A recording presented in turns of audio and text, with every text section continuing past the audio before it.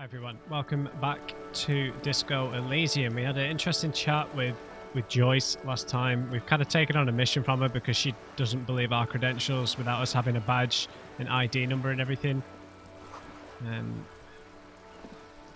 So we've agreed to investigate the drug trafficking problem here in Martinez. And we need to go and talk to the truck drivers. We've spoken to two already. Will you chill out? We spoke to the one guy, Tommy, already, and then there was the silent lady with the grey hair, and there's a third truck driver, apparently. It sounded time sensitive because they might decide to open the gate up. So we're going to go and do that now, against my better judgment, before we investigate the apartments over that way.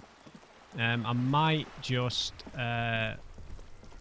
trade in these bottles. The damage looks like it could have been caused by an earthquake. Maybe a sea monster did this to the plaza. What happened to my purple thought? Damn it. Yeah, and I had a couple of thoughts that I felt were going really extreme. We opted in with one, but the one about the communist thing we opted out on, so I don't know if I'm going to regret that eventually, but... Okay, I don't know, it was going so over the top, it was making me uncomfortable. Right.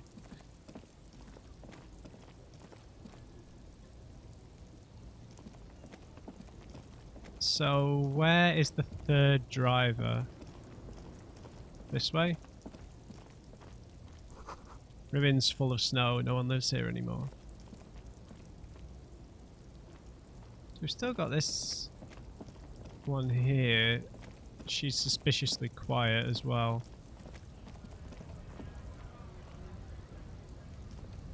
A lorry stuck in the traffic jam. This big, heavy Grad-made machine is well kept for such an old machine. Look in the window. The windows are clear. They've been recently washed. You can see a lorryman's cabin with personal belongings, stickers, insignia. What kind of insignias and stickers? The driver has adorned his space with a substantial collection of peculiar paraphernalia. Proclamations about honor, strength, and purity are glued to various panels. A large metal pendant hangs from the rear view mirror. The pendant features a sun crown with wavy rays. Purity. God, more racial stuff, right? Racial purity. What about the back seat? The back end of the cabin has a small perch to sleep, large ashtrays. There are several suns and wheels sewn into the curtains. Racist nationalist paraphernalia. Not unusual in this part of town. This is our guy. Do you think this belongs to our tough guy? Likely, yes. This guy's proud of who he is. Drapes it all over his machine. There he is, in front of Rita, smoking nervously, hoping it's over.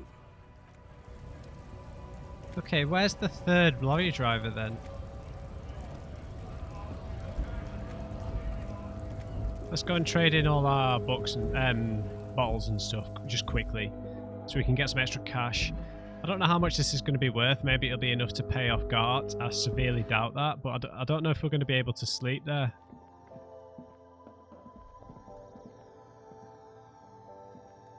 The tear machine stands in the corner.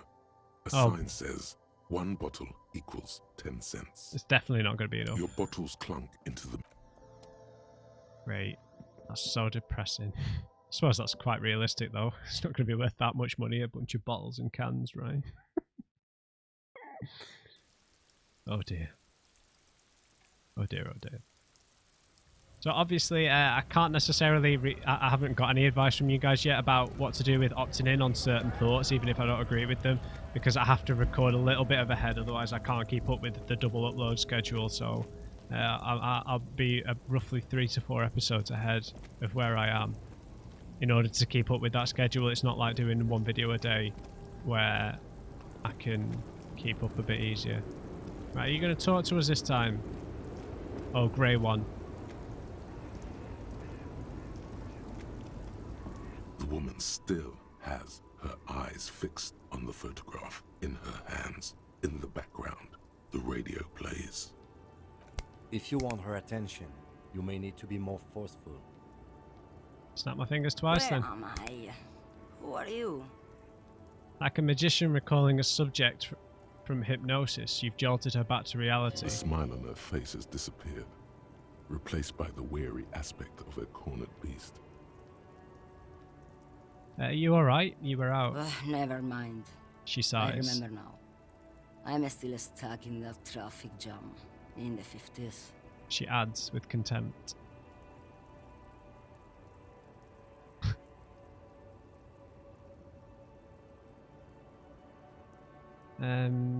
Where else would you be? Back in Methka, during the time of the revolution. The sidewalks and cafes are filled with young people. I was on my way to see a new Boyadero picture starring Gabriel Buenguerro. Okay, she's got more of a Latin or, Spanish kind of accent. Latin America, whatever. Because we've only really heard kind of English, American, French up until this point, right? Until you came along, that is. The look she gives you is accusatory. Sorry to interrupt your dreaming. I wasn't dreaming. I was there, Loman. It was early spring, and the man behind the Black Sun had just come out. The posters were 20 meters tall. Everything was golden. Her eyes narrow and she appears to take your measure. While you, people, were tearing each other apart over your petty little revolution, in Methk, it was a golden age. So, who's Gabriel Buenguerro? This is Gabriel Buenguerro. She shows you the photograph in the lavish amber frame. Let's take a look. A strikingly handsome man looks straight at you, his head crowned with a wide brim hat. His hair is dark as an oil slick, and his jaw the most perfectly chiseled thing you've ever seen. This man's got a hold over her. Even 50 years later, you can feel it. He was the biggest star of his day. Girls used to faint in the aisles of cinema whenever he came on the screen. And schoolboys used to memorize all his lines. She leans back, savouring the world she's conjured up. Are you living in the past, lady? So I take it you were in Mesk when you were young. Someone was. She nods as though her meaning were perfectly clear. Someone? Are these not your memories? They are someone's memories, boy. What difference does it make if it's me or not? She gets gruff suddenly. They're beautiful. That is all that matters. Beautiful and true. And they will win. They're coming for this, you know? All of this. She looks around. All of what? The world? The present? She seems to derive some bitter pleasure from this strange thought, as if the past will one day wipe the present away, like a tidal wave approaching. I mean, I don't know if she is saying this, but, you know, the past wiping away the present, like in history, like, you know, if something bad happens, it can create a wave in politics, right? If something so bad happens to a certain group or community or country, then that can have consequences moving forward because it creates a lot of animosity in the next generation, right? Right, I've got some other questions. Why not, Harife? It's not like I have anything better to do in this hellhole. Jerife? I'm not sure what that means. She settles back against the railing of her motor lorry. Behind her, mountains of memorabilia, photos, and knickknacks line the dashboard. Sorry, I never say lorry that much. Like, I've always grown up saying artic instead of lorry because it's articulated lorry. I've always said artic. So lorry just sounds really, I don't know what it sounds.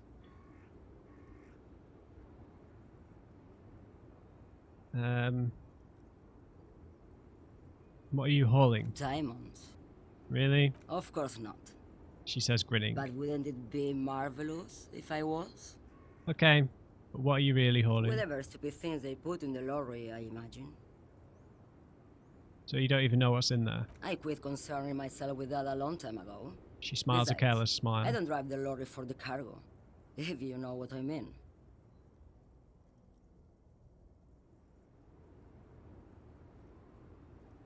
What if the cargo's contraband? Then it's contraband, Lowman. What? Do you want to take an old woman in? Be my guest. Lock me away like Bad Hand Hermenegildo. Bad Hand? Hermenegildos's bad hand strangled 300 people. What can I say? Some people just really like strangling people. I still don't really understand this whole Boadero thing. Of course not.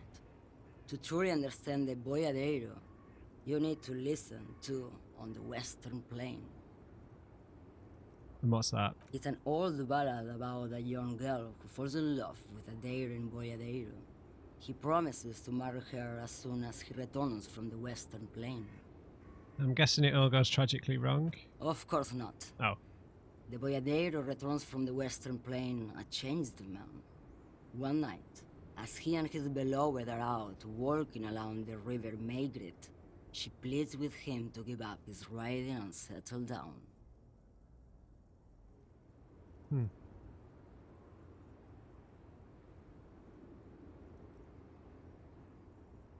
So he gives up his riding and settles down, yeah? No. The Boyadero strangles his beloved and throws her body in the Maigret. Then he rides off, because the Western Plain is calling to him. That sounds terrible. You have to understand. A true Boyadero needs a whole horizon to himself. He can't be tied down by man or woman.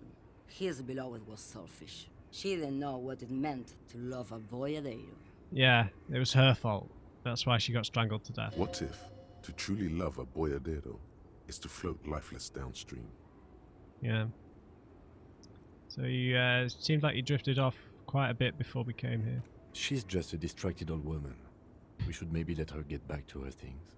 So he doesn't think she's a smuggler? Yeah. You hear that, Lowman?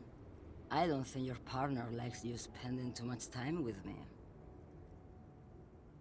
Should you drive a lorry if you get like that? Why's that, Kim? Nothing. I just don't think she's connected to anything.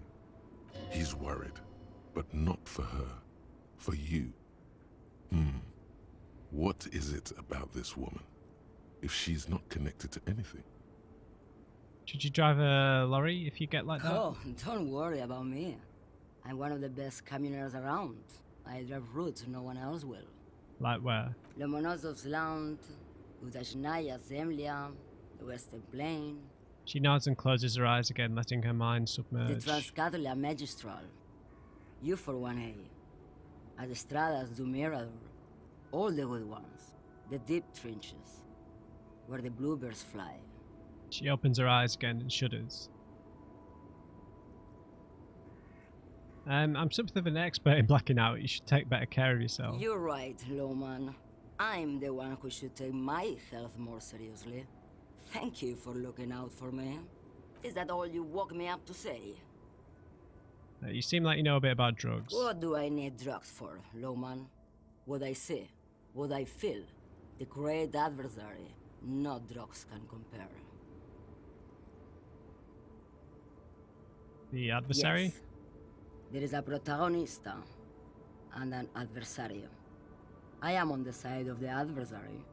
There's no coming back from that hole. Those epithets are familiar somehow.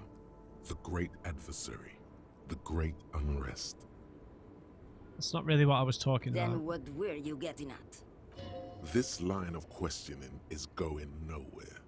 Try harder.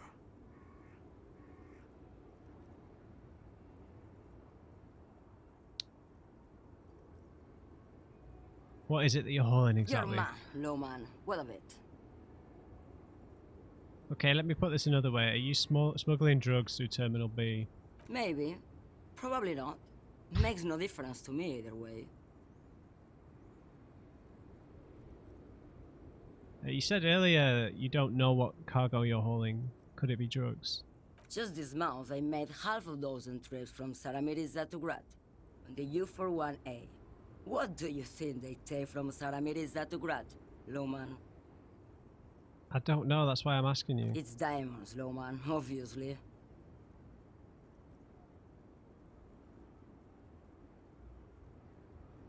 I didn't ask you about diamonds, did I? I don't care about Diamonds that. are good for you, Loman. You should try them sometime. Make yourself pretty like Eva de Zoras. You had to guess who's smuggling drugs around here. Easy. He's the skinny man who thinks he's a poet. Never trust a poet. Also, he's the only one I can see from here. That's correct.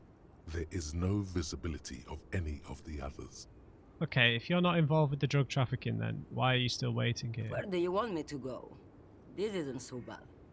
I can listen to music, or the seagulls. Look at all the colors and the features of this world. It's a good palate cleanser, this jamboree. I suppose. Or I can just relax and let my mind carry me back where it will, to the Great Plains. I think we're done here, no? Alright. Yes, go. Enough jamboree. I need to get back to Mesky. Her voice trails off. Alright, she thinks it's buddy boy Tommy over here. I don't know where the third guy is.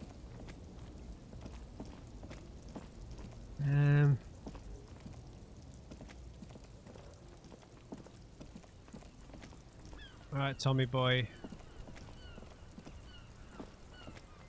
Hello again, my man. What's on your mind? I can't believe we missed that. Seemed like to be a man who knows about drugs. Ah, man. Me and narcotics go way back. Had some good times surfing the psychic waves of my own consciousness, you know? Yeah. But those days are behind me. There are other addictions in my life now. Why the inquiry, my man? Just be straight with him. You finance those other addictions with drug trafficking. I need to get high and I'm looking for a dealer. Let me be straight with you. I'm trying to figure out who's smuggling drugs out of Terminal B. Okay. We have a credible lead, sir. Someone on this roundabout is waiting for a bulk shipment from the harbor to load it on their lorry and drive it to Jamrock. Not me, man. No way. I don't need any trouble. Shit's bad enough anyway. This jam's got folks up in arms, and I'm afraid it's headed toward a conflagration. Why are you still hanging around then? Gotta guard the stuff. Bosses don't look kindly on missing cargo, and it gives me time to work on my rhymes. Who do you think could be conducting the drug trade then? Look, man, I try to stay away from the criminal underbelly of Revachol. I'm a guest here. You really need to find another man to probe with those questions. It's not a lie. It's something else. Impossible to say what at this point, but there's something in him. Some trepidation. That was quite a high roll we missed as well, wasn't it? I'm not going to try the other one just yet. I want to... If we got any... Nothing's affecting our empathy. It's still at the base level.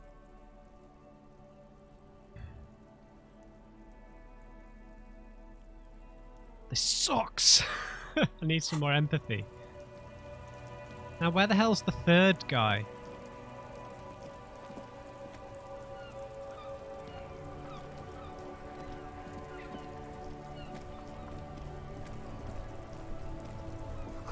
An ancient fountain. It doesn't pump water anymore. There's a tree in it. Oh, it's this guy. Alright.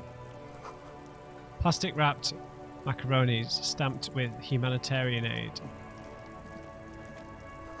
This says humanitarian aid tuna fish, not just resale. This says food gift from the people of Messina. A helpline to the company that controls the drawbridge. So this guy's our last lead, essentially, right? This says speakers from the people of Samara. You see a Samaran street vendor surrounded by a motley assemblage of goods. When he realizes you're looking at him, his face breaks into a wide, welcoming grin. Sileng. Sileng. The name Sileng is embroidered over his breast pocket. Happy shopping, officer! Everything's cool here. He gives you a thumbs up. What's so cool? Everything's cool. The goods are cool, the customers are cool, the place is cool. And one more thing, officer, you're very cool. Bang, bang, bang, bang! Oh dear. You feel a twitch in your index fingers. There's a finger shootout brewing. Whip them out. Don't shoot, officer! Have we got an arrest here or just a shakedown? Even better. It's like a shakedown, but somehow legal. This is civil asset forfeiture. Shakedown and arrest, even better. It's civil asset forfeiture. Make an imaginary warning shot. Alright, sure. Oh! You're threatening my inviolable property rights! He inhales dramatically, then simmers down. Good joke, officer! You're very funny, you know that?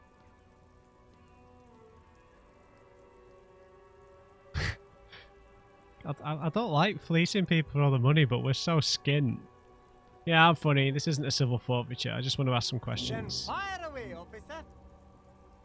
Thought gain, finger pistols. Okay. What are you selling here? Only the coolest goods in Revachol. I've got sneakers, speakers, extremely comfy pants too. Try them on right here. No shame, only freedom. Where'd you get these comfy I'm an pants? entrepreneur, officer. I've got sources, buyers, suppliers, distributors, manufacturers, wholesalers, all extremely cool and above board. Man, the role of the art in a kind of somewhat Indian accent is glorious, isn't it? It's glorious. Have you got a permit, buddy? Good joke, officer. Here we don't have permits, just economic freedom. Take a look around. He takes a deep breath. You glance around the decrepit buildings, the miserable weather, the sidewalks strewn with sunflower seeds and a dust-choked air. It's beautiful. Beautiful freedom. Right, less permits, no work. That's right. Revachol is the best place for an independent self-employer like myself. That's why it's so cool with all the models coming here and cool celebrities. He smiles. His bright toothpaste-eyed smile. Have I got a discount, mate? No need for discounts at ceilings, officer. Everything's already on sale. Anything you want, 50% off. Alright, let's talk about something else. Anything for you. Yeah, these food packages have humanitarian aid written on them. How come? You mean these delicious pre-packaged shelf-stable meal kits? Really easy to cook, no hassle, really cheap too. Buy some, try them out. I think one said not for resale on the packaging. Don't play games with me, Hawker. What's going on?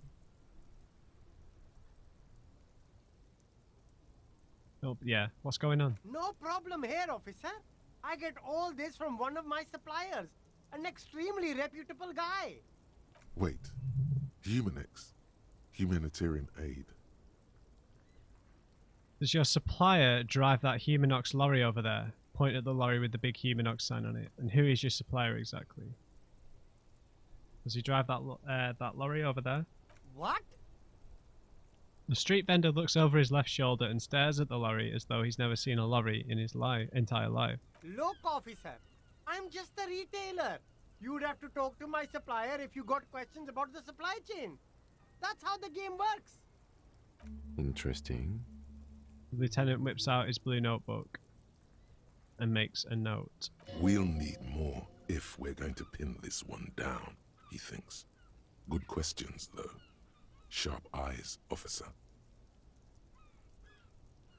Where are you from, Sileng? Me? It's a boring story, officer. Who cares about the past? I'm all business now. All Revachol.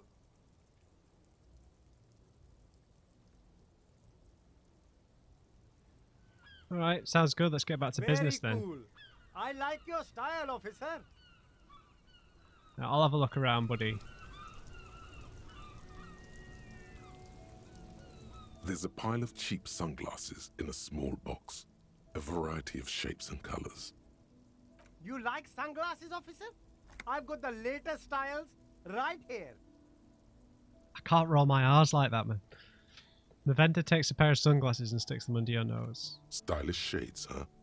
They'd be even more stylish if you paid for them with net worth. Go over and ask him. Let's try them on. Abort. These are hideous. What's more, they don't even fit your face. You can feel them pinching your nose and chafing against your brow. But if we look cool...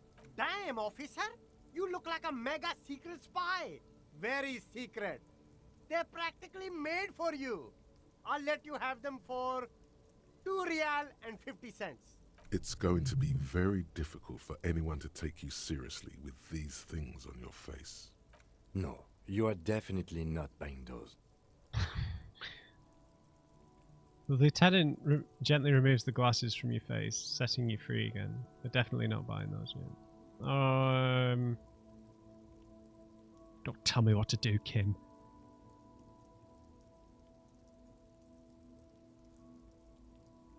Composure.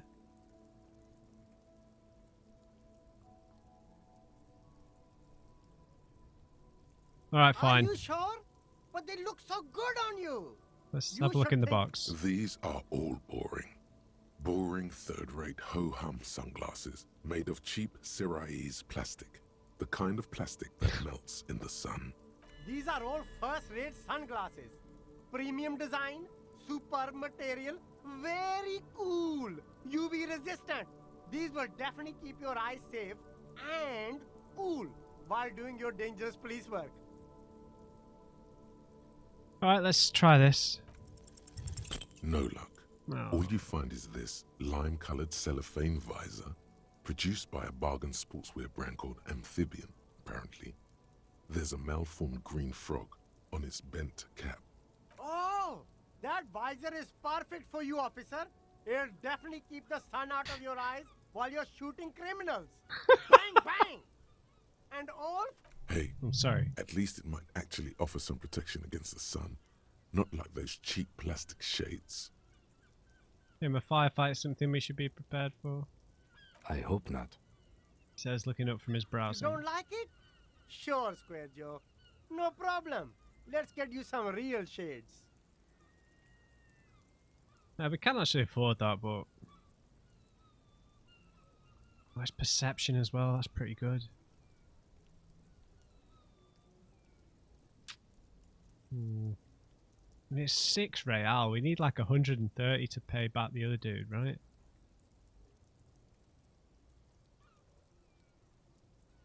Give me that. Sporty and practical, officer.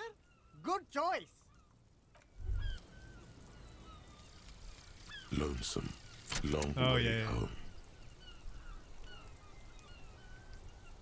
Here we go. Home awaits.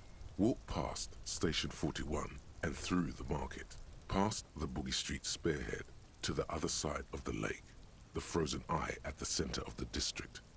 Then past the video rental store on the corner.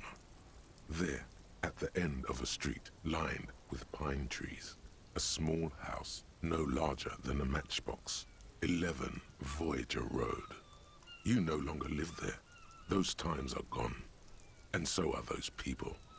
Why did you come here? Why are you still here? And where's the dealer? You have to get back to work. That's all you have now. Okay. We used to live at 11 Voyager Road. Home awaits. What? So we've got directions. What? Past Station 41 and through the market, past the Boogie Street spearhead to the other side of the lake. The frozen eye at the centre of the district, then past the video rental store on the corner. There, at the end of a street lined with pine trees, a small house, no longer than a matchbox. But we no longer live there, so...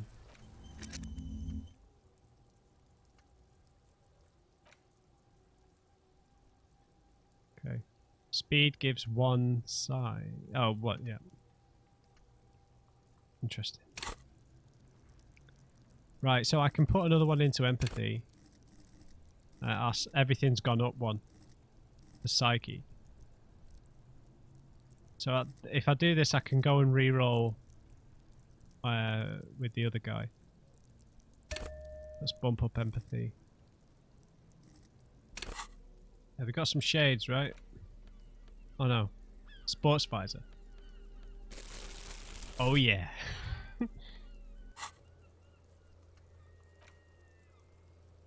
Okay. Okay, so all of these is stuff we could buy, so I should have probably looked around at all this There are stuff clothes first. inside. Cheap second-hand clothes. Damn it, I spent all my smelling money. of strangers' body odors. Don't be shy. These are premium class clothes. Good quality fabrics, best retro design. Save the economy with your style, officer. How about some premium class service over here? Like Yeah, you find your hands deep in tattered and faded garments made from weird polyester blends that make your body itch and sweat in all the wrong places. The box smells like cat piss or like an old person with no money. Economical, but also trendy. Look first hand, buy second hand.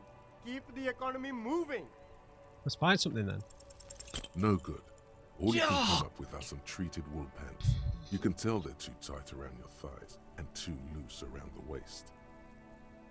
Dude, come on. Roll the 3. They itch like hell. Like an itch pit in hell. Missed an 83. All natural materials, see? Real wool, 100% skin friendly, and they're yours for only 2 real. Shut up. God damn it. You see 2 lowly, defeated speakers. Oh man, we need new thralls, shoes as well. Slaves, basically. Perched atop them like conquerors surveying the land. A pair of found, durable wear sneakers. Ultra serious. I can see you've a taste for luxury, officer. Can't keep your eyes off those sneakers? Speaking of luxury, you should go over and ask about paying for those sneakers with your net worth. A pair of found Ultras. The design is impossibly sleek and simple. A futuristic silhouette with a sleek monochrome colorway, a jet black upper, and a silver-lined midsole. Those sneakers, mister. Those sneakers are the latest found sneakers. 50. Super rare, super fine, super cool. Only 50 real. Only? That's madness. Inspect the speakers. These once respectable speakers have been conquered, reduced to a mere prop by the indomitable found Ultras atop them. A small heat emboss on the veneer reads, "Solidarity aid from the People's Republic of Samara." The speakers themselves don't seem to display any magical qualities. No, don't look at the speakers, officer. Look at the sneakers. The sneakers are the stars here. Poor little speakers. No, don't pity them, officer. These are old Samaran garbage. Don't even look at them. Check out these super cool, fun Ultras instead. Can't I just buy the speakers? No way, officer. These aren't for sale. They're bad speakers. Lo-fi socialist junk. Yeah, I might be a lo-fi socialist junkie myself. No, officer. You're a high-class policeman who accepts nothing less than the best. Lucky for you, I've got the best on sale. You don't know what I am. I don't even know it myself. I want the speakers. Well, if you want them... They've got drugs in them. But see, they are the pedestal for my sneakers. If I let go of the speakers, where will the sneakers go? I can't leave premium lifestyle sneakers on the ground. If, on the other hand, you wanted to buy the sneakers too, I could maybe throw in the speakers for little extra. 50 cents?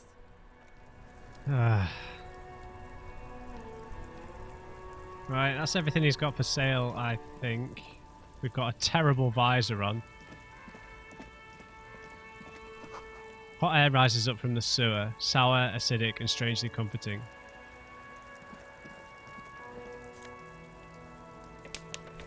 Free money! Right. Okay, we've got some more stuff over in this direction.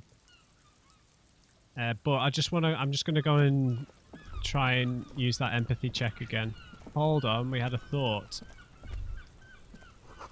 A sewer grate, a gateway to the river of filth. Let's go talk to Tommy boy. Hello again, my man. What's on your mind? 72.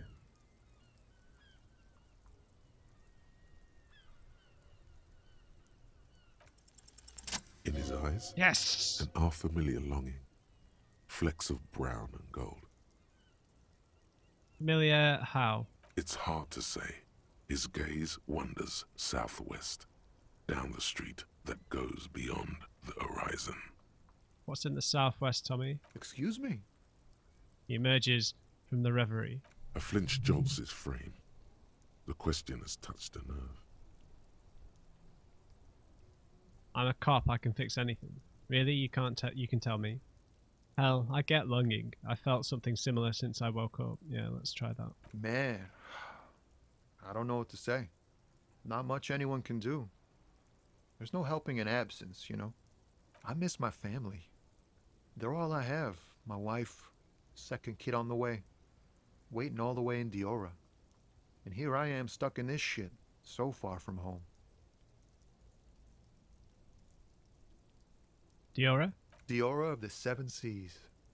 It's on the other end of Le Caillou, pretty much, on another island called Laurentide, off mainland. We've got a little place there. Can almost hear my kid laugh when it snows. What's it like to miss someone? What's it like? Good. And bad. An ache that brings you joy. I think of them a lot. I dream up these silly scenarios in great detail of living with them. It comforts me. What about you, Cop Man? You missing someone? There's a pause and a sigh, then he turns his eyes to you. Is that what it is? This feeling?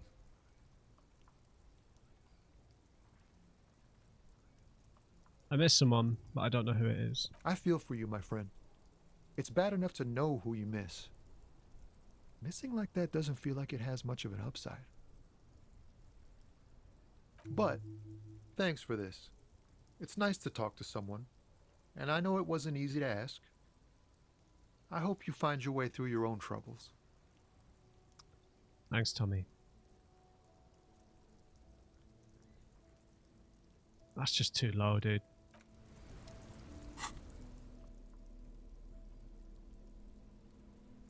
What just happened? Well, we need to read some of those cases as well, right? So I really don't know how we can solve this, but...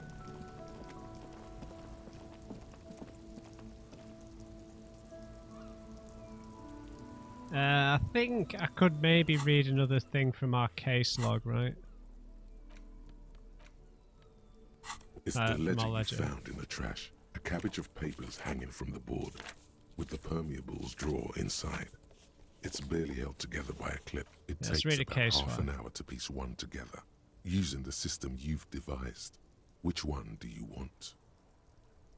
The unsolvable case. AKA Leslie and Burke. AKA the public indecency drunk and the property damage drunk is a cursed case.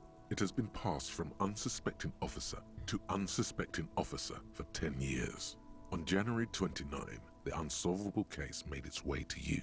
Why you accepted it, it is unclear. Every officer, and indeed most civilians in Jamrock, know it's unsolvable. Leslie will always take his pants off when he's drunk. Burke will always trash everything. It's just what they do. It is their nature. You cannot change the nature of a man, and you can't lock them away because public indecency and small-scale property damage are not punishable by incarceration. The only way for Leslie to stop flashing his genitals to bypassers and for Burke to stop dismantling signage and rear-view mirrors would be for them to stop drinking alcohol, which in their 40s or 50s, it's hard to tell because of their distorted features, is a medical improbability on par with you ceasing to produce the expression.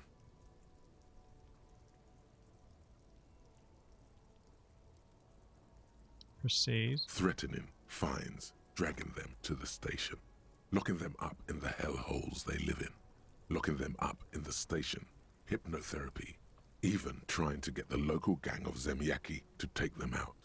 The Zemyaki gave them ethanol, so Burke and Leslie would expose and rampage even harder.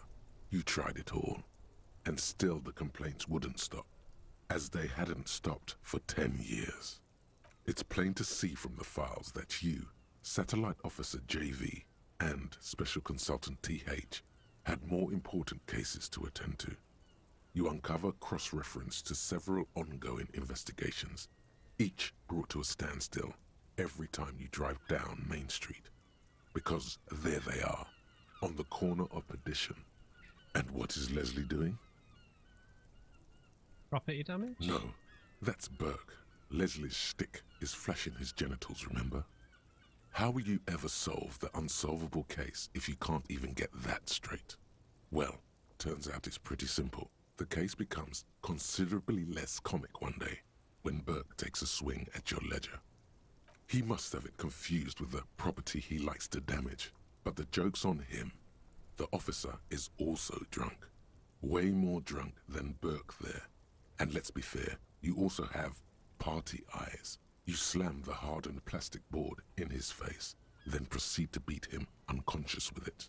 In the process, the ledger sustains damage. The compartment within, reserved for permeable documents, is jammed shut. You stop your assault on the now unconscious Burke to open it, but are unable to do so. The officer began to cry, reports Leslie, who, at this point, is tending to Burke. He came at us, and at us. I think he was trying to kill Burko. While trying to kill Burko, you slowly come around. The permeables compartment is open. You've smashed it open on poor Burko's kneecaps. The good news is, Burke can't walk anymore. Can't get out of his apartment, an invalid. With Burke to tend to, Leslie cuts back on the indecent exposure. Maybe he flashes his genitals to Burke. Who knows? But both drunks are off the street. The complaints stop. The unsolvable case is solved. Which is also why the officer responsible narrowly escapes a disciplinary hearing. The end. Do you want to read another one? Well, that is really grim. I'll revisit Not much this. has changed in the meanwhile. A bunch of sodden papers still sags from the clipboard. Oh, 92. Crack it on the knee like Berg. Yeah. Just relax. The two sides of the board are slightly misaligned, like a drawer that's come off the slides. All you need to do is bend the plastic on your knee, slowly. Got you. The slides snap back into place. It should be possible to just, you know, Slide the drawer open. without resistance or sound. The two panels move against each other. The compartment is now open. What's inside? 2 ticket stubs and a handmade postcard. The ticket stubs. 2 octopuses are smiling, reaching their tentacles toward each other in the colored pencil drawings. The tickets permit access to the zoo in Revachol East. The aquarium costs extra. These let you go there too. Okay, the zoo in Revachol East. The card. Thin wax paper has been glued to a piece of cardboard. Sounds like leaves rustling when you pick it up. You see violet flowers, floral patterns, patches of glue. Smell it first. It smells of chewing gum, apricot flavored.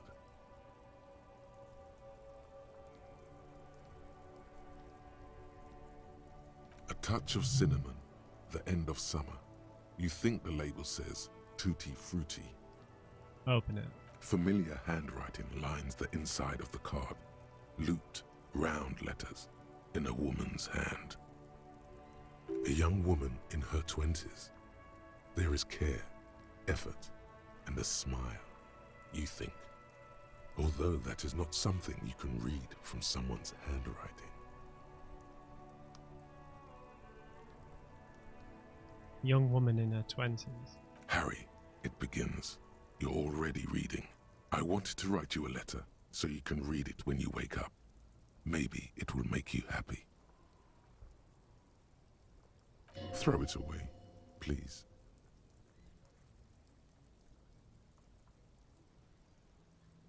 Let's keep reading. Your hand shakes holding the card. Every morning when I step out and you're asleep behind me, it says, I find a little piece of sadness in me. I carry it in my chest, down Voyager Road.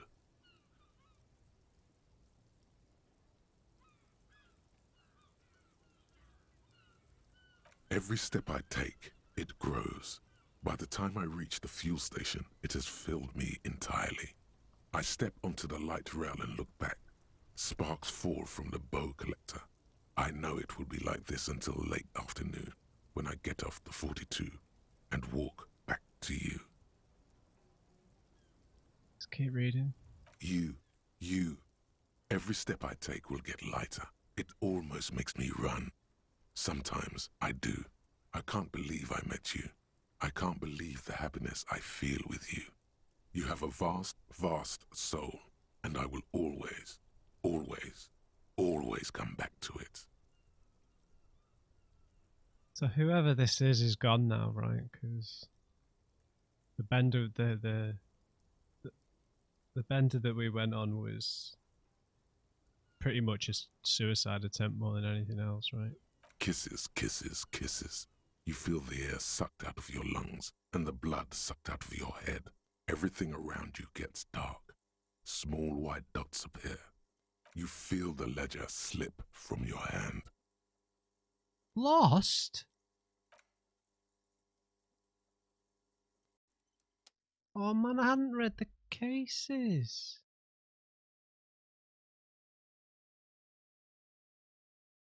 What have I just done?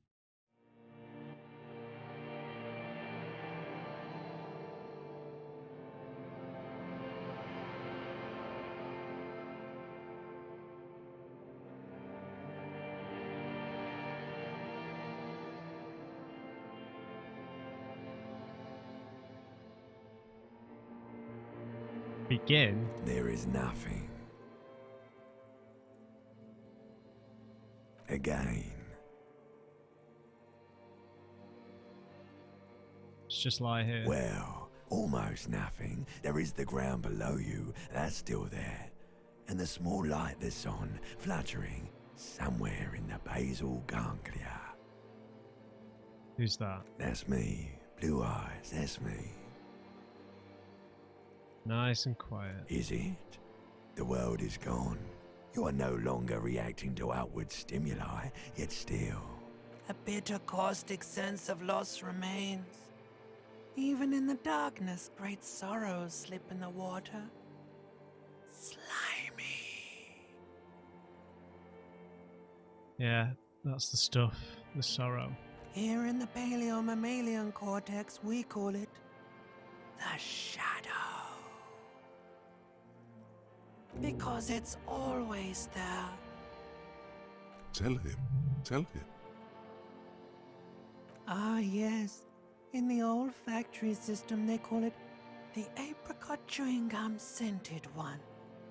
It's unhealthy of them to linger on it so. But as they say, what do you do? It smelled so nice. It didn't smell nice.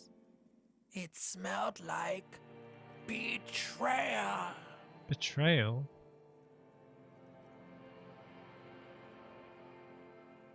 Where's Voyager Road? There is no Voyager Road. There are no roads, no houses, no lights in the windows. It's all on pause. Was that the X something? The Bloated corpse of the past resurfacing. No, it was beautiful. Beautiful. Believe me, stupid ape. Its lack of beauty was not the problem. Just lie there. You think they would let you? Until you disintegrate into biomolecules? No. Someone is breathing on your face now, inspecting your pupils, stupid idiot.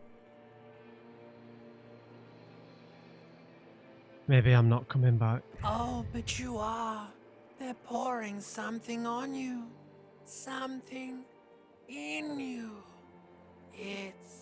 It's delicious. Glowing lights on a dashboard emerge out of nothingness. Where am I?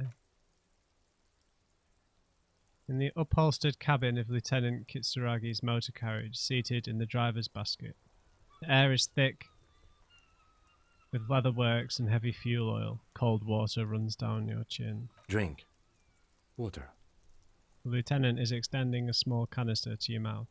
Let's drink. The water is cold, silvery, the stuff of life itself, as it pours down your parched throat. The pounding in your head recedes. The darkness parts. Drink. You haven't drunk water in 2 days. Did you know the human body is not made to survive on alcohol alone? You need a secondary form of hydration. Drink. With greedy gulps, you down half a liter of cold water. Some of it spills on the driver's seat. The lieutenant pays no heed to it. Sorry, Kim. What happened?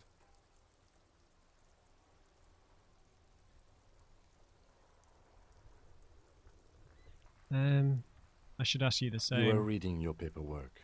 Then you passed out. I carried you to my kinema to take you to a hospital. Then you came to. How long was I out for? 10 minutes, maybe.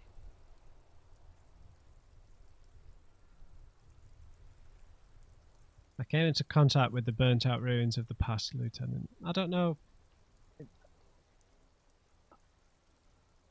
I kind of try to just play this as naturally as possible, and I don't know. I always like being a bit of an open book with this kind of stuff. Yeah, burnt-out ruins of the past. That does sometimes happen. Did we get the ledger back? Oh, thank you. He hands you the remains of your ledger. You dropped these. Are you okay to proceed? Let's solve this case, Kim. Good.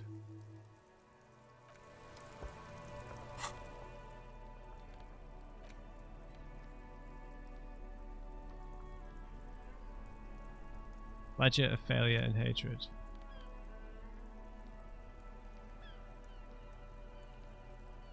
Okay, so we can still interact with it. I'm guessing it's exactly the same as before. Got finger pistols. -2 to savoir-faire. It's only for an hour though. A game hour, right? -1 authority. White morning. You see yourself from above. You're passed out on the blue tiles of the hostel room floor. Even from this distance, you can see your eyelids flutter. At the mention of what? A great white object, letting out its sweet smell, like a lily of the valley. The little man's forgotten its name, but he still remembers the feeling. And looks. And look, he moves. The feeling animates him. He instinctively reaches out for the feeling's best friend, a bottle of Commodore Red, puts on his disco clothes, and gets smaller and smaller. Okay.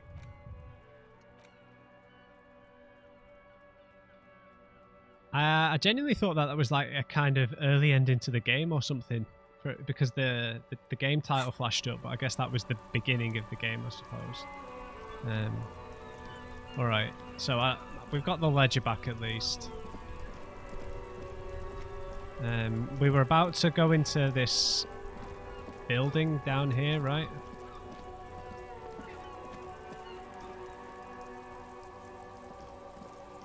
Yeah. Roy's Pawn Shop, fast cash for faster times. Alright, let's check it out. We'll check this trash out as well when we come back out. Tape breaks, yeah, I will. Okay, this place is a bit weird. Some kind of machine, an antique cash register. The bust of a woman. The plaque simply says DEI. In the dark, a film projector is whirling away. Mostly military wear with a few more eccentric fashions thrown in. Welcome to the pawn shop. Let's talk to the clerk. Let's hit a quick save, because I've not saved for a little while. It's not often that I see officers from the RCM in my pawn shop. Bird's Nest Roy. The man at the counter turns to you slowly. What can I do for you? He asks. His courtesy is not insincere, but he prefers being alone with his projector, just watching the movement of light across the walls of the shop. Sorry, I feel like I'm interrupting you. Shake your head. It's shameful how insufficient the police presence is in these parts. Now that the RCM is here, tell me, have you had any trouble lately? Yeah, sure. Have you had any trouble? I haven't had any problems myself, though some of my customers have complained about inconsistent law enforcement. Okay, cheers. Who are your customers usually? All kinds of people come through here. Locals, travellers, people looking for a deal, people looking for a keepsake, people who are terminally bored. You're like locked in there. As you can see, I have a wide selection of goods for everyone to choose from. Quite the collection indeed. Typical vacuous consumerist objects. Honestly, I think some of your selections are pass your fingers to your lips, more tasteful than others.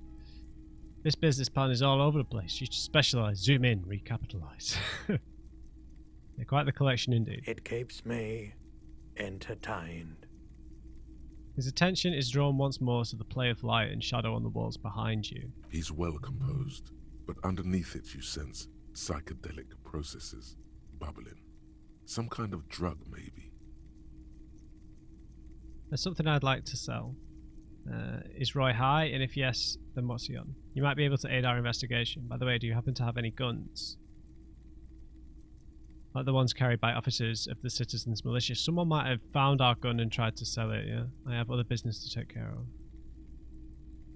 You might be able to aid us. I doubt it, but I can try and answer any questions you may have. Well, Roy, do you know anything about the recent hanging? I do my best to keep my distance from all manner of butchery. Bad for business, bad for everyone. That's all I've got The then. pawnbroker's gaze is already fixed on the dancing colours. Do you have any guns? Someone else came here earlier today asking the same question. I promptly sold her the gun you pawned a couple days back. Oops. The lieutenant shifts from one foot to another, alert. I sold you my gun? You were adamant about getting rid of it, officer. Said you were undeserving of a service weapon of the Revachol Citizens Militia. And I don't like keeping guns around the shop for long. Off the charts photon emissions. The unhealthy kind. Fair enough. He's not telling you the whole story. It seems he's trying to spare you. Yeah, he probably has a good reason for that, yeah. I feel like there's something you're not telling me. You weren't quiet yourself, officer.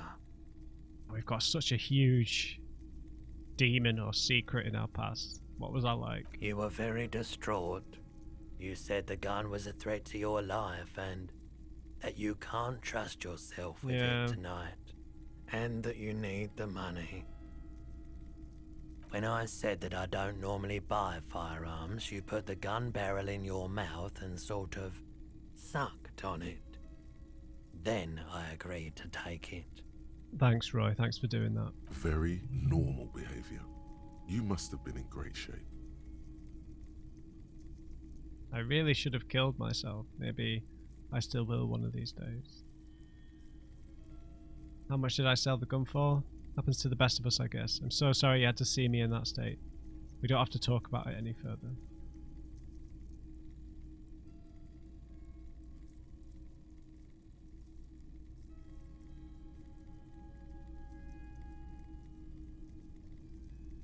How much did I sell it for? 15 real. 15? The lieutenant looks from you to Roy, and then back to you. It's clear that he hopes this tableau might still turn out to be a bad dream. It's not, though. Alright, sorry, Kimmy. This has got to be the most. Wow. There's pity there, too. In case you didn't notice. I'm sorry you had to see me in that state. We don't have to talk about it anymore. No apologies necessary, officer. Thanks, Roy. What a nice dude. Was the buyer another policeman? She didn't seem like a policeman, although she kept referring to herself as a pig, which was odd. I found her interest in the gun a bit obsessive, but I was just happy to get rid of it. And of her. We've met someone who keeps calling us a pig at the apartments, right? The one who sat on the balcony. Truth be told, she was terrifying. Right, so let me get this right.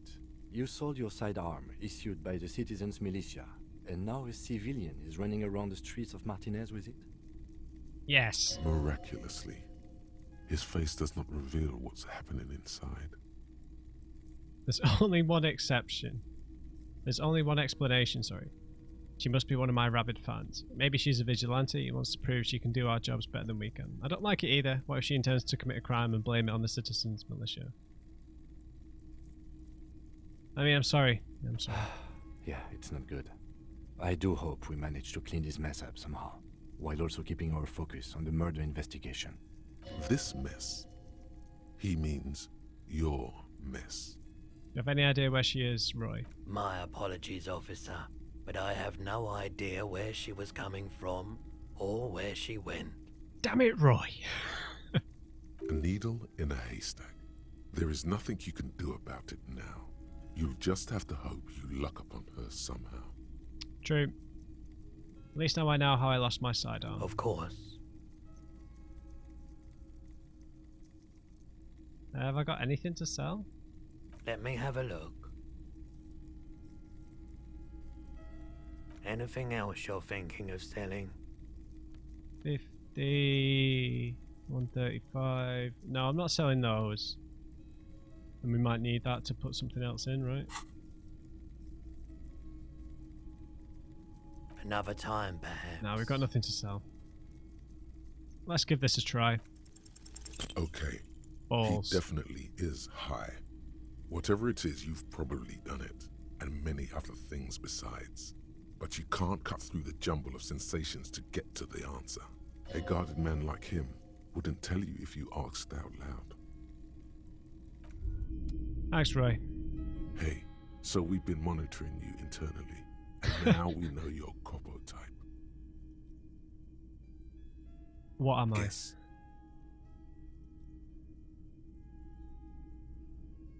A sorry cop? Yes, sorry cop. The cop who's sorriest. Let's make it official then, shall we? I'm British. We apologise for everything. Huge lack of enthusiasm going on in here.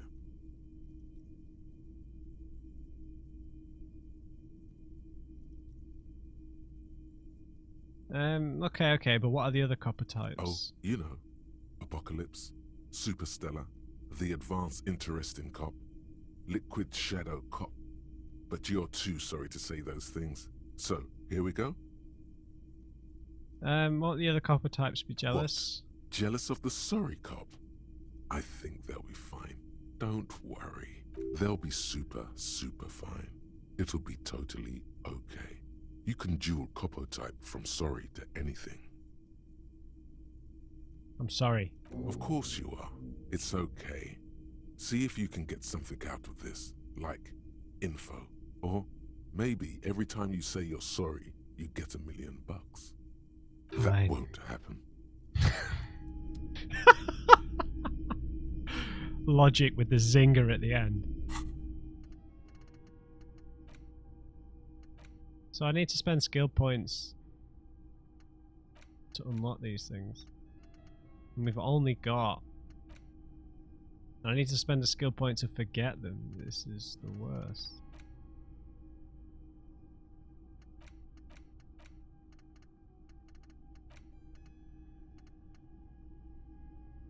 Okay. You're one sorry piece of shit. A cop penitent. A flagellant cop monk. This is not the right line of work for you. You should be grovelling at the feet of a feudal lord, providing lurid evidence against yourself at a Mazovian show trial, or ripping the flesh from your back with a cat of nine tails. Whatever made you this way, you can be damn sure it was your own fault. Do it. Really criticize yourself. Who knows? You might uncover something of importance from your guilt-ridden past. Thanks a lot. Track down your gun. Okay. Alright then, guys. Let's get out of here. Oh no, we could. We should probably look at this stuff, right? I'll come back here. I like Roy. He helps us out, right? He didn't have to take that gun. Against his better judgment, perhaps. Alright then. We'll leave that episode there, guys. Interesting. We kind of started the game, right? I guess that was like the opening title screen. Cracking into that bit and finding out that the love of our life is gone somehow, but then in our head she was being referred to as a betrayer, something to do with betrayal. So I don't know what that's about. With betrayal. Because it's kind of for us to be so caught up about it, to be, you know, just go on this path of self-destruction.